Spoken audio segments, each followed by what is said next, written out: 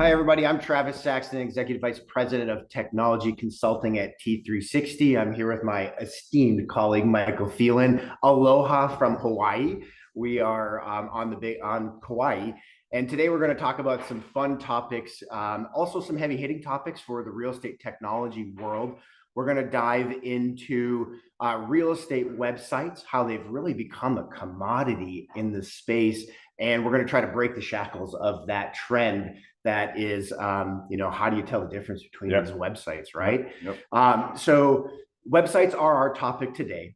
And we picked this one because it's a significant budget item, right? When we're looking at working with brokerages, we say, hey, one of the number one investment things that we see from a technology P&L perspective is their website.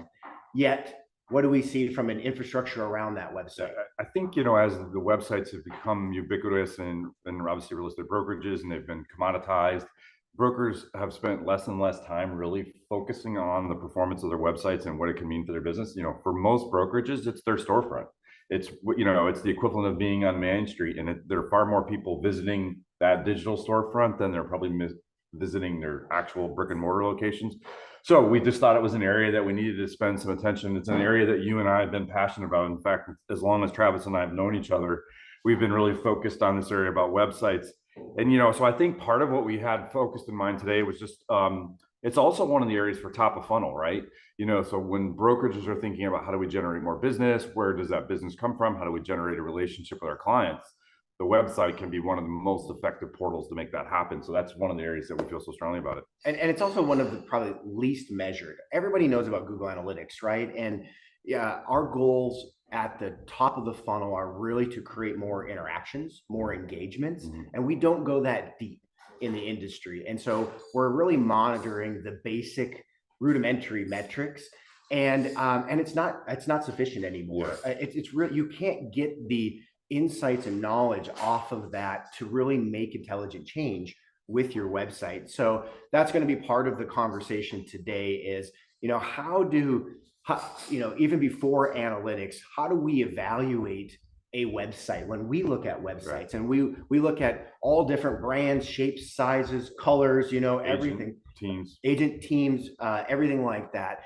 And we're starting to see this really vanilla flavor of ice cream across the industry. And you may like vanilla ice cream, but in the end, if you're eating it every day, it's getting tired. And if everybody has the exact same vanilla ice cream, right? There's no reason for a potential client to go to your brokerage versus another brokerage unless they have an existing relationship or something like that.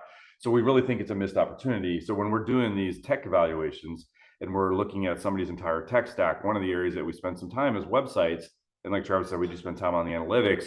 But one of the very first things I look at is I'm like, is there anything different about this website? Can I find something that would engage me, a reason to come here versus, the broker down the street?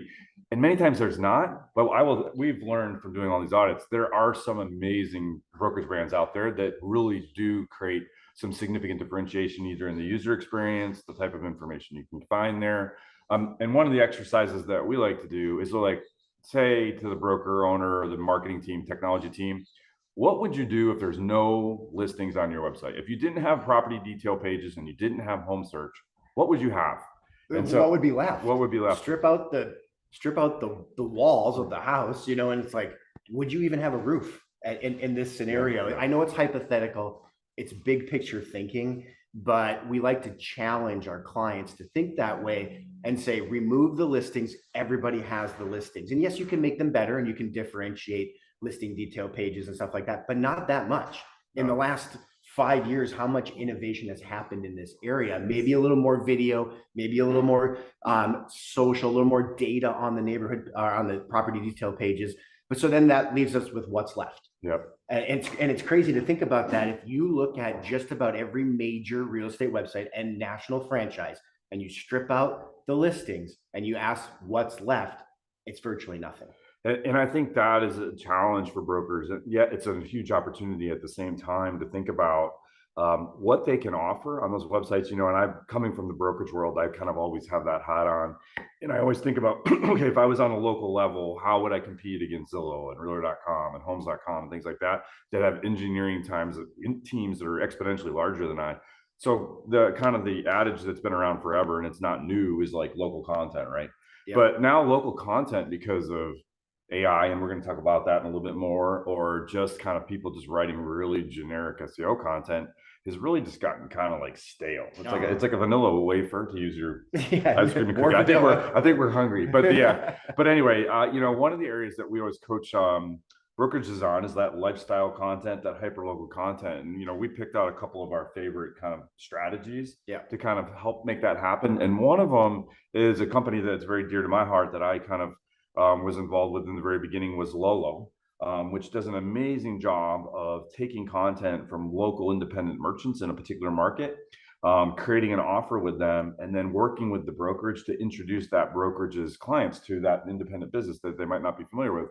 And everybody sounds that's great. They think it just sounds like a gifting program or something like that. But what the genius of it is you're highlighting a local business. You're creating some kind of like influencer affiliate kind of marketing around that, and it gives you content to put on your website. That so like if you're servicing X town in Main Street and you have a new coffee shop that's on Main Street and you kind of put some spotlight on that brokerage, it's something to have and host and demonstrate that you know what's going on. Yeah, I love this strategy. It's how we met, actually. Honestly, at Michael's former brokerage before he joined T360, he was one of the pioneers in this industry, creating things like trail maps and amazing neighborhood pages, but then taking that local content that they created and weaving it throughout the fabric of their community pages, agent pages, and then also tying that into their listing detail pages. And so I think that's an awesome strategy. One of our other clients that we work with, good friends of mine in Better Homes and Gardens Pinehurst, they have a video series of where the locals go. And they just started doing this recently. I love that they're visiting the shops and talking to the owners of the shops and restaurants that the locals actually dine at, which is kind of cool because if you are moving to the area, new to the area, we really want to get that flavor of the area. So that's one. And then obviously even taking agent pages to the next level. Yep. That'd be another one. I think agent pages are one of the areas that brokerages have kind of given up ground on. They've just kind of like forgotten about, and maybe they just have a classified ad like type or a directory or something like that, because agents have their own websites. What a lot of brokerages don't realize is that agent pages are incredibly rich SEO content. And if they kind of just give up that ground, they're missing a huge opportunity, both to create some differentiation on their website and to create some exposure for their agents. And if you take that to a recruiting retention campaign and brokers trying to demonstrate value to their agents, like what better way to demonstrate value than being say, I put people on your agent page. Yeah, right. I'm investing in you. Right. Yeah. And we've seen some great digital ad campaigns and things that can be all woven into that. So, you know, again, the theme here is how do you create differentiation, right? Yeah. So if you look around, and most brokers' websites don't do a very good job with their agent pages. So that's an area and I would say, here's another one for you guys. This came out of our T3 Marquee group, some of our innovative CTOs that get together. And I love when we can share and kind of spread the wealth, because it's not our idea, in full disclosure, but we started down this path and then we took it and just ran with it. We pulled on that thread. And one of our brokers threw out the idea of, with all the buyer broker compensation lawsuits, and how do we address buyers? And if you removed listings from the websites, you would be spending a lot of your energy refocusing that on working with buyers, right? Mm-hmm. And we don't do a very good job of that. So even introducing the notion of buyer representation earlier on in the conversation, all the way through to the types of information you're delivering. So kind of a buyer workflow on your website. This is oftentimes overlooked in residential real estate technology. And so now we're spending a lot of time on this, and we're mapping out different ways to communicate, educate, locate properties and stuff like that. And it's a nice kind of timely move into, we're going to give you 3 tips to maximizing your website. And the first one that I'll mention is, Michael and I are advocates of this, is I usually see too short-sighted of a stance or approach to your content that you create. You might create a beautiful blog post or a nice neighborhood page, but you end up using it one time in one place, one way. And we always say, if you spend that energy or the resources into building an asset, you need to use that 3 times, 3 different ways. Now, an example might be, your community page that you've created and you've got local businesses on there. Now you create a video series out of that and you email out a local gift from that business. There's 3 times in 3 different ways. I was gonna say, and I think that when brokerages are building their editorial contents, you should have an editorial calendar for example. And they think through that content, they struggle to come up with, like, I can't come up with this amount of content. Like I don't have enough people, I don't have enough resources. And this is a strategy to kind of help do that, is to just take that content and use it a couple of different ways. Yeah. And I think that's I mean, down in Alabama, huge football area, right? We had one of our clients create both an Alabama and Auburn football schedule. And it's like, cool. They send it out in a mass email and that's it. And it's like, guys, you're sitting on a gold mine of content that you should be using 3 different ways. And so now we're bringing in more multiplying strategies for them to make that stuff more valuable. And I know you wanted to talk about AI and how AI can help brokerages kind of deal with this challenge. And so, this is kind of tied to resources, right? Yeah. So if you are a 200, 400 agent brokerage, and it doesn't matter what size, it's likely that you are under resourced in this area. And that's probably part of our opening conversation, is we don't really measure our websites very well because the people don't have time. Right. We're working in the business and really not on the business. And as a result, it might be hard to create these strategies. It might be hard to set aside the resources. This is where AI can help. Lots of cool strategies to help drive engagement, drive interactions, and even up your search game too, to differentiate yourself. A couple of companies, Roof AI, Localize OS, to lead engagement, nurture companies that bring content and help you repurpose content. And then you also have companies like Land on Earth, a young startup out of Texas that is taking AI and persona or demographic-based search to the next level. So we're going to start to see that flywheel spin a little bit more, and AI triggering more search and consumer experiences. I think one of the reasons brokerage owners kind of gave up on websites, and maybe not completely, but just haven't put the emphasis on them recently that they did in the early days with some of the real estate websites, is that they just don't understand how to kind of measure and analyze that, right? And they don't know how to tell if they're getting any return on that investment. And the way they've traditionally done that is with leads, right? They're like, well, I'm not getting any leads from my website, so it's junk. And the reality is, it's not junk, because there's a lot of other reasons why you want to have a good, effective real estate website. One that we know buyer behavior. One of the first things they do when they go to a new area, or if they don't know somebody in the real estate business, is they go and check websites to see who seems to have the most professional, most engaging kind of website. So even if you're not generating individual leads, just understanding your traffic and how your traffic compares to the brokerages around you and maybe national trends and stuff like that. So I know we wanted to talk. So the third bullet point for you to walk away from here on your website is if you aren't measuring it, you can't improve. Right. You're just guessing. You're guessing in the wind. And so T3 has a product. It's completely free, completely anonymous too. I want to make sure that everybody knows, called T3 Benchmetrics. And it's an opportunity for you guys to kind of, I don't want to say level the playing field, but actually see yourself against about 550 other brokerages where you stack from a quartile or ranking perspective. And ultimately, it automates some improvement strategies for you guys. These are areas of improvement for you. So Benchmetrics is like Google Analytics on steroids for real estate. For real estate, I think that's the really part. And it allows you to compare. You and I talk all the time. We get calls from broker friends all the time, and they'll be like, my site traffic's down, and I don't know why. And they'll be like, well, I don't know if you did something to your website. I don't know if it was a change in Google or whatever. Is it seasonal? Yeah, is it seasonal? Yeah. And they'll call and they'll yell at their vendor, and they're upset because they think there's something wrong. And then in reality, it was Google made a change and everybody's feeling it. Yeah. Or just search traffic in general. Interest rates went up, search traffic's down, they're down across the board. So it's an incredibly effective tool to have some confidence that you understand why your website is performing the way it is. Yeah. So check out T3 Benchmetrics. And as we move into a topic that we are very passionate about, the final one of the day, metrics, website performance, near and dear to our heart. I met you many, many years ago. I think we're going on 7, and created one of the first website rankings in the industry. I always had a passion I was always striving to bring more analytics into that. And we are excited to announce, and we're here today to talk about the T3 Fusion rankings. And this is an opportunity to marriage performance metrics with art. So it's art and science married together in residential real estate. So we're excited about this. Michael and I are very passionate. We already have over 500 brokers that have submitted their website to the T3 Fusion rankings. And today we're going to talk about what is it. And so take us through a little bit, Michael, of how did we decide to come to this and what is it? Well, I mean, for me, conceptually, it's we're pulling the curtain back, right? We're like, hey, this thing isn't quite so kind of mysterious as everybody kind of thinks it is. And there's a way to understand your website that's pretty easy that you can take action on. And so that's for me, that's one of the areas, right? Because if you don't know how your website's performing, to our point earlier, if you're not tracking and measuring it, then there's no way to improve it, right? And so to me, this is really that kind of thing. And when we look at websites, there's three areas, as you mentioned, that we're really focused on.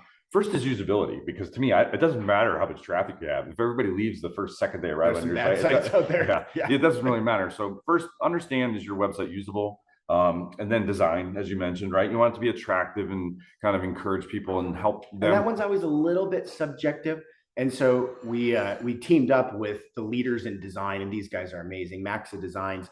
And they're going to come in and bring that expertise with just fresh eyes into this. So it's not us picking, oh, I like that one better than this one, but ultimately, and it plays a smaller role in the whole usability, design, and then of course, performance. Yeah, and then performance, right? Obviously, Google's got to be able to find your site. It's got to perform well. Some of the areas that we've really been spending some time with clients on recently is ADA, making sure your sites are ADA compliant. So, and if you don't know about that, you should absolutely be spending some time to make sure your site is ADA compliant. So we're going to be ranking these websites across those three criteria. And what's really neat is that we're going to do this in North America, and no one's ever tried to do that before across both the United States and Canada. So we're going to have 5 regions, 4 in the US, 1 in Canada.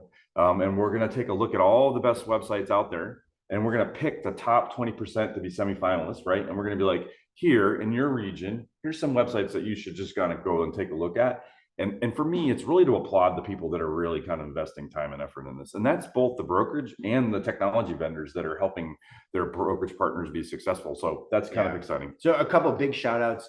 We've had some early penetration and traction from some of the leaders in websites in residential real estate. Delta Media Group, Union Street Media. Thank you for your participation in this. We have more coming, more announcements. I think we got another 100 lined up behind those two, and so we're continuing to grow this.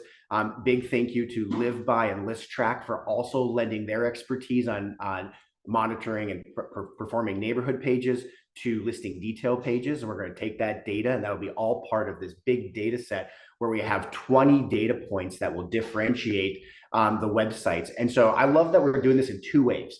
First wave is a performance audit, 20 criteria, and we're going to take the 600-700 websites that we get by the end of February. We're going to take all of those, and we're going to break it down to the top 20% in the industry based on performance. We're going to let that stew a little bit, and we're going to spend a lot of time behind the scenes. We're going to take now usability, design, and more performance from our data sets, and then we're going to actually announce at the T3 Summit, our flagship event, the winners of the T3 Fusion rankings. And so applications are open through the end of February. Visit t3fusionrankings.com and please submit an application, and our team will work with you to get the analytics set up, and we'll get working with you. So, and here's a question for you, Travis. Does it have to be just technology companies, or can brokerages submit their websites on their own? Yeah, so lots of different ways. Brokerages can submit directly. And of course, Michael mentioned in North America, US and Canada, any size, any shape, any brand, doesn't matter. So feel free to submit. And look, even if you don't win, you don't make the top 20%, you're getting an amazing tool that will help you analyze your brokerages side by side. And you just made me think of something. So because it's any size brokerage, right? So we're not comparing the largest brokerages in the industry against small local brokerages. This is nothing about website magnitude is factored out. Yeah. And so that we can normalize the data, and we could have a 5-agent brokerage go up against an 1,800, 2,000 agent brokerage. So ultimately, we have found the way to use our metrics to be able to make that available. So you can, if you're a small brokerage out there, get your submission in. We might not be working with your website vendor directly. We try to work with all of them, and we have many of the major website vendors leaning into this. So that's the other option is you could talk to your vendor and say, hey, you should submit our website, or you should submit all of your brokerage websites to the T3 Fusion rankings. We will work directly with them. It's one little piece of code, completely anonymous, that we will install on all the websites, just like Google Analytics. And how long do you think it takes to fill out that application? Oh, geez. Minutes. 15, Yeah, 20 seconds. Yeah, it's super easy. So it's not a heavy lift. So if you're a brokerage owner, you're a CMO, CTO, a VP of marketing, and you're trying to decide where you should focus your attention, definitely take advantage of this tool. It's a free tool for you to use. You're going to get some great information, and then you're going to finally know how your website kind of stacks up against some of the other best websites in the industry. Yeah. So we'll hang out for a minute. If you have any questions, feel free to chat them to us, and we will respond here. While we're waiting for questions, I definitely want to discuss some of the uniqueness of the Fusion rankings is starting with this empirical side first, where there is no, it's like a no judgment zone here. And we're going to take the top 20% based on data. And so we have no idea who that's going to be. And that's a fun part of this exercise, is when we announce that too, that will be published, we want to celebrate those folks. That is, performance is important. And sometimes you can't see it. Right. Yeah, I think that's what makes this one so unique, right? And that's why we called it Fusion. I think we should talk about that, because we had all sorts of different names in mind when we were thinking about this. And I think, we really locked onto this idea of Fusion because it kind of blends website performance, usability, and design, which we think are the most important factors to consider when you're evaluating your website. So it's going to be the first time those have all been kind of included together with a single ranking. Awesome. Well, thank you everybody for watching. And on behalf of T360, the T360 technology team, and T3 Fusion Rankings, T3FusionRankings.com is the place to check out more information. Thank you all for being here. Right there.